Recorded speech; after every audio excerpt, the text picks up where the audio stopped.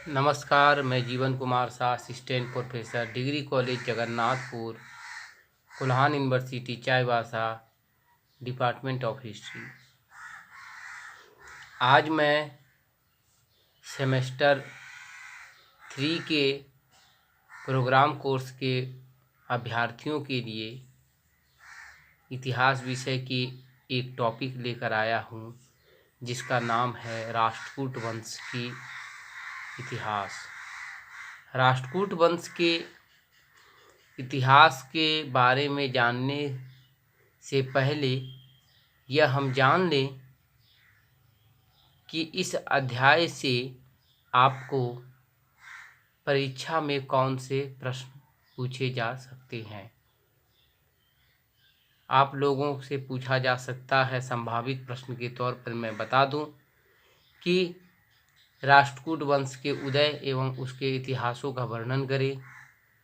राष्ट्रकूट वंश के प्रमुख शासकों की उपलब्धि के बारे में वर्णन करें, या ये भी पूछा जा सकता है कि राष्ट्रकूट वंश पर एक संक्षिप्त टिप्पणी लिखें। इन तमाम प्रश्नों के उत्तर के तौर पर मैं आपको बताने जा रहा हूँ, जो परीक्षा में आपको कार्य करेंगे।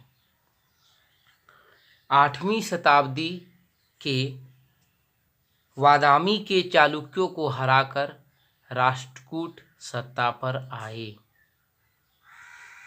ये राष्ट्रकूट वंश के उदय मूलतः लट्टालूर महाराष्ट्र के उस्मानाबाद क्षेत्र से संबंधित हैं, क्योंकि वे अभिलेखों में उसे लट्टालूर पूर्वाधिपति के नाम से संबोधित किया है। उन्होंने अपने आप को लट्टालूर पूर्वाधिपति के नाम से या पूर्वाधीश्वर के नाम से संबोधित। ये कई शाखाओं में विभाजित थे। राष्ट्रकूट वंश जो थे ये कई शाखाओं में विभाजित थे। राष्ट्रकूट अपनी पैतृक परंपरा के यादव सात्विकी से जोड़ते हैं। यादव सात्विकी से ये जोड़ते हैं। दंती दुर्ग ने इस वंश की स्थापना की। दंती दुर्ग नाम का एक व्यक्ति ये राष्ट्रकूट वंश के संस्थापक हुए। इन्होंने राष्ट्रकूट वंश की स्थापना की। संभवतः इसकी राजधानी प्रारंभ में मयूरखिंडी थी। दंती दुर्ग ने अरबों के आक्रमण को विफल बनाया था। यह इसकी महान उपलब्धि थी कि अरबों के आक्रमण को इन्होंने विफल बनाया था। अतः चालुक्य शासक विक्रमादित्य ने उसी के समकालीन चालुक्य शासक थे। चालुक्य शासक ने विक्रमादित्य ने उसे पृथ्वी बल्लभ और खड़वा लोक की उपाधि दी। ये चालुक्य शासक विक्रमादित्य थे और इन्होंने इस नरेश को यानी कि दंती दुर्ग को पृथ्वी बल्लभ और खड़वा लोक की उपाधि धारण की। किस उपलक्ष्य में? तो इन्होंने अरबों के आक्रमण को विफल कर दिया था। दंती दुर्ग ने मालवा के प्रतिहार राज्य पर आक्रमण किया था और दंती दुर्ग ने उज्जैन पर भी अधिकार कर लिया। उज्जैन जो क्षिप्रा नदी के तट पर है, इस पर भी इन्होंने आक्रमण कर लिया और हिरण्यगर्भ दान नाम का एक यज्ञ भी वहां पर किया, जिसमें प्रतिहार राजा द्वारपाल का कार्य किया। इस राष्ट्रकूट वंश के प्रतिहार राजा ने द्वारपाल का कार्य किया था। किस यज्ञ में? तो हिरण्यगर्भ दान नाम का यज्ञ जब कर रहे थे राष्ट्रकूट वंश, और इसके द्वारपाल के रूप में प्रतिहार राजा सुरक्षा कर रहे थे। दंती दुर्ग के उत्तराधिकारी उसका चाचा कृष्ण प्रथम हुआ। उसके पुत्र नहीं हुए, उसका चाचा हुआ। कृष्ण प्रथम ने एलोरा के प्रसिद्ध कैलाश मंदिर का निर्माण कराया था। यही कृष्ण प्रथम थे जिन्होंने एलोरा के पत्थर निर्मित कैलाश मंदिर का निर्माण कराया था। कृष्ण प्रथम ने राजाधिपति, राजाधिराज और परमेश्वर की उपाधि धारण की। इसकी यह उपलब्धि यही रही कि कैलाश मंदिर का निर्माण कराया था और एलोरा का कैलाश में, और इसने राजाधिराज और परमेश्वर की उपाधि धारण की। कृष्ण प्रथम का उत्तराधिकारी ध्रुव था। उसने उत्तर के अभियान यानी कि कन्नौज के त्रिपक्षीय संघर्ष में प्रतिहार शासक वत्सराज को पराजित किया था। ये वही ध्रुव है कि उत्तर के अभियान में उसने प्रतिहार शासक वत्सराज को पराजित किया था। ध्रुव ने निरुपम, काली वल्लभ एवं श्री वल्लभ और धारावर्षी जैसी उपाधियां धारण की थी। इन्होंने 4 उपाधि धारण की, निरुपम, काली वल्लभ, श्री वल्लभ और धारावर्ष की उपाधि धारण की। ध्रुव का उत्तराधिकारी गोविंद तृतीय हुआ।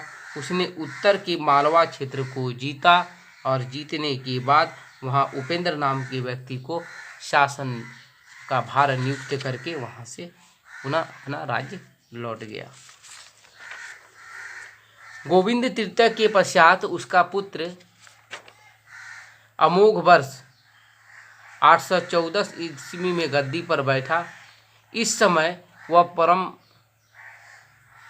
अवयस्क था, अतः गुजरात के गवर्नर कर्क ने उसके संरक्षक के रूप में कार्य करना आरंभ किया। चूँकि अमोघ वर्ष अल्प आयु का था और उसके लिए गुजरात का एक गवर्नर था कर्क, जिसने उसे संरक्षक के रूप में कार्य किया। अमोघ वर्ष ने चालुक्य शासक को पराजित कर वीर नारायण की उपाधि धारण की। जब अमोघ वर्ष बड़ा हुआ तो इन्होंने चालुक्य नरेश को पराजित करके वीर नारायण की उपाधि धारण की। अमोघ वर्ष 64 वर्षों तक राज्य किया। अमोघ वर्ष ने मान्यखेत नामक एक नया शहर बसाया और वहीं अपनी राजधानी ले गया। यानी मयूरखिंडी से यह अपनी राजधानी कहाँ ले गया? मान्यखेत। अमोघ वर्ष विद्या और कला का उदार संरक्षण था। संजान ताम्रलेख में विद्या और साहित्य के संरक्षक के रूप में अमोघ वर्ष को गुप्त सम्राट का सहांसक यानी कि चंद्रगुप्त द्वितीय से भी महान बताता है। संजान ताम्रलेख में इसे चंद्रगुप्त द्वितीय से भी महान बताया जाता है। उसने कविराज मार्ग नामक कन्नड़ भाषा में एक काव्य ग्रंथ लिखा, यह उसकी उपलब्धि रही। इसे अमोघ वर्ष ने नृपतुंग के नाम से भी लिखा। इसके दरबार में जिनसेन नामक एक विद्वान रहते थे, जिन्होंने आदि पुराण और हरिवंश की रचना की। इसके दरबार में शाकटायन और महावीराचार्य भी रहते थे। शाकटायन जो महान वैयाकरण थे, इन्होंने अमोघ वर्ष की रचना की। महावीराचार्य ने गणित सार संग्रह की रचना की। अमोघ वर्ष के बाद कृष्ण द्वितीय गद्दी पर बैठा। चोल शासक परांतक ने इसे परास्त कर दिया। कृष्ण द्वितीय को चोल शासक परांतक ने परास्त कर दिया। इसके प्रसिद्ध गुरु जैन आचार्य गुणचंद्र थे। इनके प्रसिद्ध गुरु जैनी थे, वो आचार्य गुणधर थे। इसके पश्चात 915 ईस्वी में इंद्र तृतीय गद्दी पर बैठा। इसने उत्तर का अभियान कर महिपाल प्रतिहार शासक को पराजित कर दिया। इसके समय में अल-मसूदी भारत आया। अल-मसूदी के अनुसार, अल-मसूदी जब भारत आया था इसके समय में, तो अल-मसूदी के अनुसार राष्ट्रकूट राजा वल्लभ राज या वल्लभ भारत का सर्वश्रेष्ठ राजा था। उनका कहना था कि ये जो वल्लभ राज हैं ये भारत का सर्वश्रेष्ठ। अल-मसूदी ने राष्ट्रकूट शासकों की प्रशंसा की और इसकी तुलना विश्व के 4 शासकों से की थी। अन्य 4 शासकों में से इसकी तुलना की थी। अन्य 3 में बगदाद के खलीफा, चीन और कुस्तुस्तुनिया के शासक थे। यानी कि उसी तरह ये भी शासक थे, उतने महान शासक थे।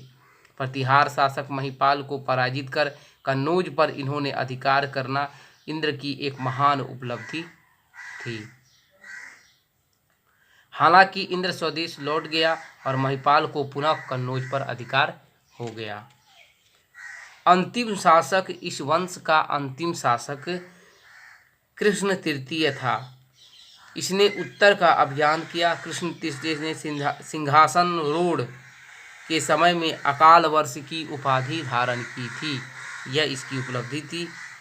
इसने कांची और तंजौर पर आक्रमण कर फिर से उसे जीत लिया और तंजय कोंड की उपाधि धारण की थी। अपने सभी पड़ोसियों को यह पराजित किया।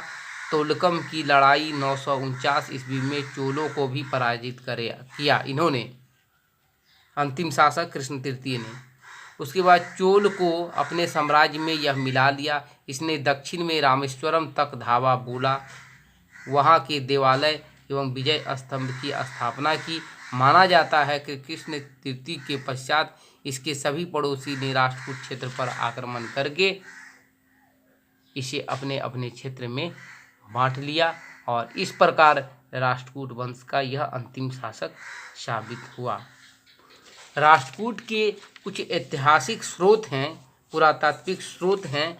दंती दुर्ग का एलोरा, सामंतगढ़ का ताम्रखिदा अभिलेख, इस गोविंद तृतीय का धारनपुर, बनी इंदौदरी एवं बड़ौदा का लेख, अमोघ वर्ष प्रथम का संजान अभिलेख, गोविंद चतुर्थ काम्बे और संगोली के लेख, ये पुरातात्विक है। और साहित्यिक में आदि पुराण, महावीराचार्य का गणित सार संग्रह, अमोघ वर्ष का कविराज मार्ग इत्यादि उल्लेखनीय है। संस्कृत में अनेक, कन्नड़ और संस्कृत भाषा में अनेक साहित्य इसके समय में लिखे गए जो साहित्यिक स्रोत के रूप में उपलब्ध है। तो आज आपने जाना कि राष्ट्रकूट वंश के कौन कौन से शासक हुए, जिसमें आपने जाना कि दंती दुर्ग यह पहला शासक हुआ और इस वंश का अंतिम शासक साबित हुआ कृष्ण तृतीय, जिसके मृत्यु के बाद राष्ट्रकूट वंश का अंत हो गया। तो इसे आप परीक्षा में लिख सकते हैं अगर प्रश्न पूछा जाए तो राष्ट्रकूट के बारे में। तो आज के लिए इतना ही, धन्यवाद।